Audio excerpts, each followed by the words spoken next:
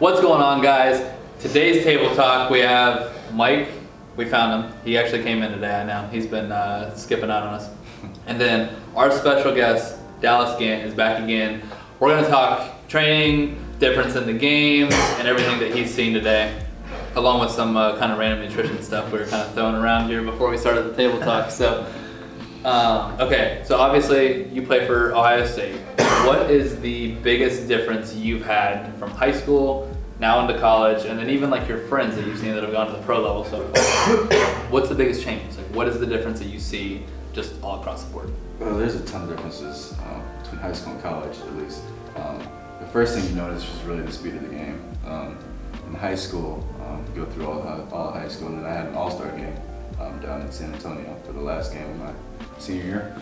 And just right then and there, you notice the speed of the game is just so much faster than you thought. You gotta run faster, you gotta hit hard, it's so much different. And then that kind of got me ready for college, and then obviously the college game is a lot faster, the Big Ten's a lot stronger. Yep. So that's kind of the biggest difference that I've seen, and then obviously the workouts are just insane. It's like, you think you're told in recruiting, like at Ohio State, man, it's gonna be hard, and then you're like, man, I do hard all the time, I work hard all the time, and you come in and you're like, oh my goodness. And then how constant it is, it's literally every single day, how hard you have to work, and your teammates are there right there with you, and it's a different type of grind that you don't even know about. Yep. And then between college and the pros, people that come back and tell us, they honestly tell us that it's easier. They tell us that it's like a job, but like the workouts and stuff like that, it's easier. It's usually like a pro, like you're growing up. Like this college stage is more developmental, and when you're pros, it's like, here's a playbook, learn your playbook, go out here and play. So I think that when you get to that level, it's kind of like, I mean, you get paid for playing. Basically. Yep. Yeah, no, so I've trained several NFL guys. A lot of the stuff that they've told me is very similar to you. They said, high school, you're just getting annihilated because you're practicing in pads 5 days a week. You're hitting each other 5 days a week. College, you guys are in pads how many days? Like during the season, maybe once or twice. Okay. You guys got to limit contact. You guys are, it's like getting in a car accident multiple times, right? Like on a Saturday. Right. So limiting that throughout the week is completely understandable. I think pros, they're in pads, I think probably about the same as what you guys are. But I think a lot of it's like walkthrough stuff. I think they do some stuff at a decent percentage, but you brought up the training too. Me working with them, for you, it's still about performance enhancement, right? You're trying to still get that, to the next level. You gotta get more explosive, you gotta get faster, you gotta get a little bit bigger, you gotta keep getting stronger. The pros are pretty much already there. It's just fine tuning some things. And ultimately, same for you, injury prevention, right? So being able to stay on the field, being able to do that, because if you can't perform, then you're useless, right? If you're hurt all the time, then there's no sense in signing you, right? And then that's also affecting your scholarship. So obviously, Mike, I know you competed in high school sports, and I know you transitioned to powerlifting. Just seeing the difference in football from high school that I know that you played, and then college that I know that you watched, and then obviously pros, and obviously we can watch this guy this year. What do you think about the difference in the game in terms of that? More so, we'll talk football, and then we'll leave other sports out for now. Well, I think, I'm not sure about sports, but I can tell you, in the powerlifting world, the difference at least, because I can only see from the outside with sports, but with powerlifting and whatnot, there's a definite difference. In high school, we get in the gym, and we, if you're lucky you had a trainer, you're just kind of you're just getting the ropes, learning those and whatnot, trying to get your form down, learning what form's like. Your muscles are still developing and everything, but once you hit that college age range and the post-college, that's when your peak starts coming up, especially for guys, and that's when it gets real. And the difference is, you got to be in here.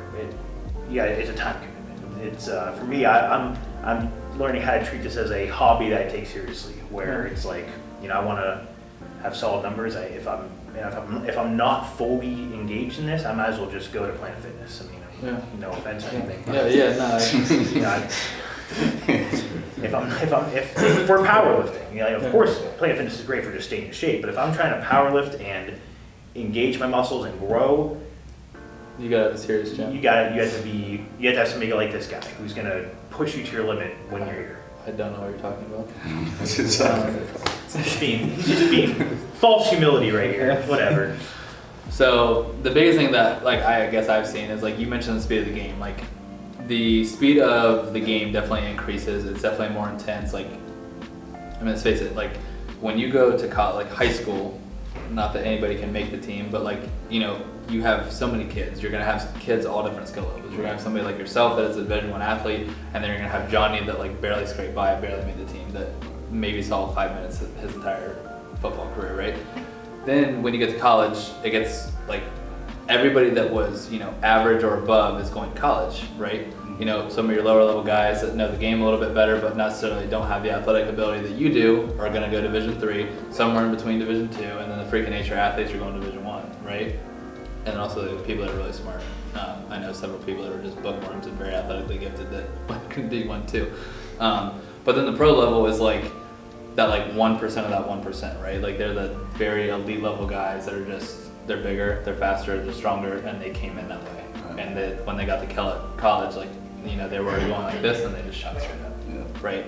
So that's at least what I've seen, and just training these guys and stuff like that too. This is absolutely fascinating to me. And like I said, just working out with you today, a lot of, like we didn't do any lower body stuff, but a lot of the stuff that I do with my pro guys is half of their bodies really don't work right. You know, they can't engage their hamstrings properly, they can't engage their glutes, like when they run, like it's all like quad dominance and stuff like that. And their joints just aren't as limber as like what they need to be, like they just can't move.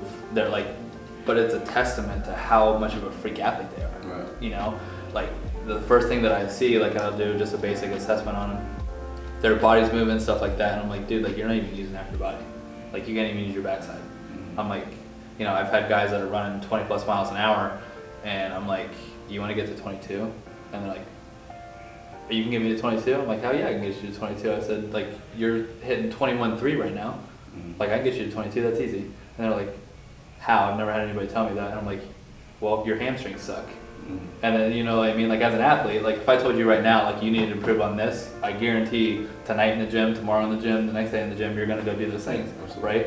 You want to get better. You're going to do anything you can to get better. And powerlifting, to your point, you know, we just went through a pretty brutal workout, but doing the things you suck at is what you need to do to improve on it. Same way in sports, like that's where there's like a very like common denominator here. The next question is this kind of getting into like what I was talking about, and we actually might have to cut. How much are we good on time? Okay. We'll try to speed this up. So the biggest difference between high school and college, between nutrition, training, and then like I know you mentioned the speed of the game. Let's talk more importantly training and nutrition at this point. Training is very difficult, like I said before. It's just the concept of how hard it is what gets you the most to do. And then like in high school, you think you're working hard and you're really not. It's simple as the fact is you're really not. And you get to college and it's bad. It's all bad. Yeah. And nutrition, it depends on like where you're at. Like for me, I came in at like 202 and I had a linebacker in Big Ten, so I had to be like 240, like 230, 240. So from that point, our strength coach, Coach Mick, they put you on a plan with workout, obviously, and then you just gotta eat. You gotta eat. So for me, they didn't really care what I ate as long as I ate, because you're gonna burn off the calories. You're gonna get it all out. But as long as you keep eating it and take in more, then you give out, and you'll be all right. Yep. Yeah. Absolutely. And there, like that is, you know, weight gain 101. Plus, you're young. How old are you? 21. 21. You're super young. Like you can literally go like smash some Cane's chicken, whole pizza, like you're gonna have a six-pack afterwards. You know what I mean? Like it's just like you're just gonna be completely fine. You know? They're like as you get older. Like I'm 29. Like I've always been lean. I've never had an issue with that. You know, I can do the same thing. Still have a six-pack. I'm good. But you know, getting 30 and above, obviously, like going from sport to normal life, that obviously changes, right? Do I even want to ask you about your nutrition? My nutrition is on point, bro. Yeah. Okay. Yeah, man. Yeah. You know, I'm on a diet. I'm on a seafood diet. You're on a I seafood and I eat it. That's that's good. That easy. Good on that. Yeah, it's nice. We should probably do that. Yeah. We'll do that. Yeah, we're gonna do that. Yeah. Right. So we were talking a little bit. This is just like a nutrition tip I'm gonna bring up. So we were talking a little bit about red meat, and there's a joke with this. Like I'll get there in a second. So you were saying that you have issues. Like how much do you eat red meat? Not often anymore. I used to eat it like probably like three, 4 times a week. Now I don't eat it at all. So again, like you said that you were not digesting it well. So red meat is very, very dense. Okay.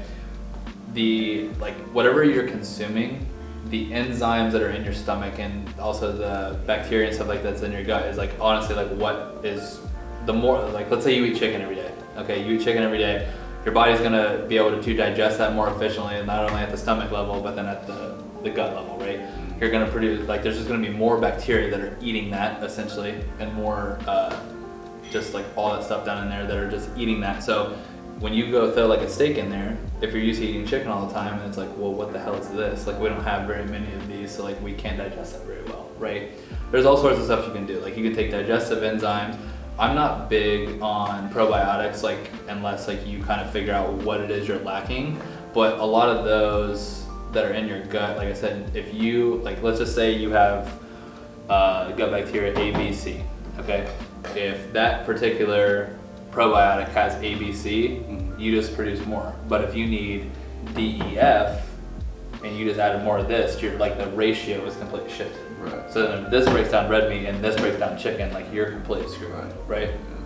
Doing stuff at the stomach level too, like I mentioned the digestive enzymes, ox bile is great for that, and like I said, I can show you some stuff that you can do too just to help with that if you do want to eat red meat again. But all of that helps, right? Real quick, so Mike, we were talking about this earlier. How long did you eat red meat for, and how many times a day? Oh, well, yeah, there's this point where I was just eating to like get protein. I really didn't take into account like the fat content. And really it wasn't because I was like trying to abuse myself, it's because it was just really good. I was eating ground beef, like whatever those logs are at the grocery store of ground beef. Mike, that's firewood. What? You know what? I was wondering why my fiber was so high. Shoot. All right. Yeah, I was eating two of those a week. Whatever those are, it's either 5 or 10 pounds each. I think they're 5. I hope. Could you, not to be TMI here, could you shit? You were either pissing out your ass, or you like could not shit at all. Coffee helped. Oh boy. You know, just I drink my regular caffeinated cup of coffee, and if I felt like something was just not sitting right, I'd drink a decaf and just. Then I'd come in here and squat, and it was fun. That's why you were clogging my toilet. I'm just kidding. All right, guys. Thank you so much for tuning in. That's our take on the difference between the transition in high school sports, college, and then pro. Thank you guys so much for watching. Hopefully you guys enjoyed that in the last tidbit. Please like, subscribe, turn on the post notifications. Until next time.